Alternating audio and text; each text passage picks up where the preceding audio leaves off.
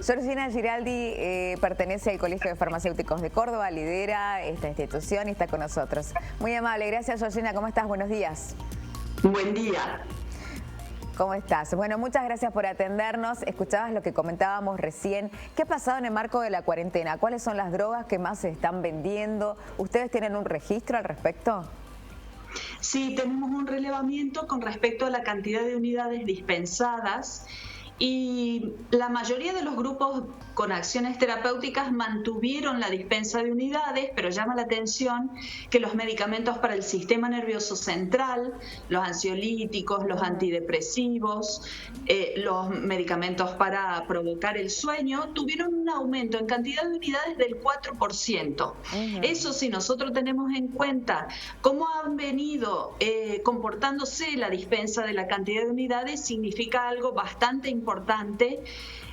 Y además en los mostradores de las farmacias nosotros vemos constantemente las consultas de la gente por esto de la incertidumbre y la ansiedad y tener que cumplir con la cuarentena. Nos consultan mucho sobre medicamentos para dormir porque está alterada la función del sueño, sí, y para calmar la ansiedad. Claro, precisamente habíamos leído algunas informaciones periodísticas, ¿no?, que hablaban de esto y hablábamos con Andrés de este tema. De todas maneras, estas personas que vos me decías, frente a esta situación, esta angustia, van y le preguntan al farmacéutico. Pero recordemos que, bueno, que los fármacos, este tipo de fármacos, se pueden vender solamente con receta, ¿no?, de un profesional.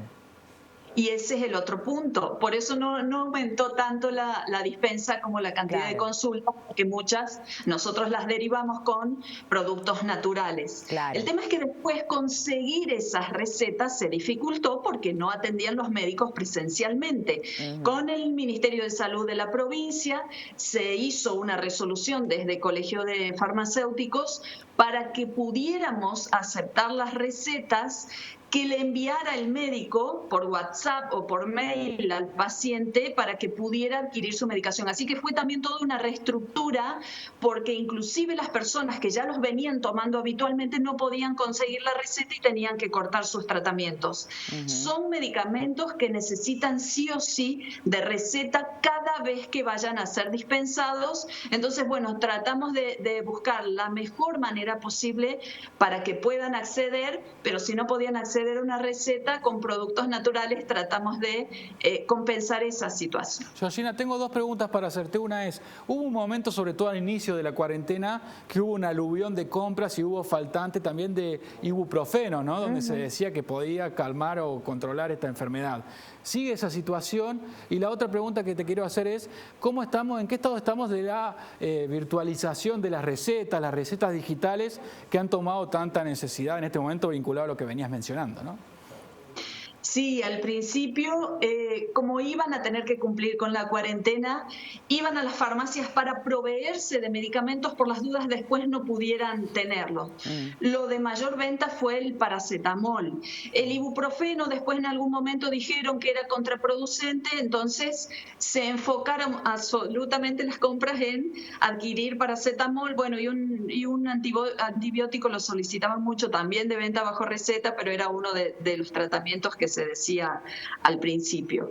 Después eso se fue normalizando, pero era como con los alimentos. Las personas necesitaban tener esa tranquilidad de que si les pasaba algo podían acudir por lo menos al paracetamol. Y con respecto a las recetas, ya no va a volver más a ser lo que era la receta papel. Ya a nivel nacional hay media sanción en la Cámara de Diputados para las recetas electrónicas y digitales. En las farmacias tuvimos que adaptar todos los sistemas para poder recibirlas. El médico, por ejemplo, en este momento, para atender a los afiliados de PAMI, lo sube a la nube, a la prescripción, y cualquier farmacia puede dispensar ese medicamento. Entonces facilitó un montón el acceso de las personas a los medicamentos. Evidentemente nosotros, como estamos pendientes de la seguridad, estamos reclamando que haya otras normas de seguridad, como por ejemplo la constancia de que ese médico que prescribió tiene matrícula activa y la constancia de que cuando se dispensa el farmacéutico tiene matrícula activa. Es la constancia profesional que necesitamos. Pero bueno, estamos avanzando en eso. Tuvimos que incorporar muchas herramientas tecnológicas nuevas. Todas las farmacias ya están adaptadas en este poquito tiempo.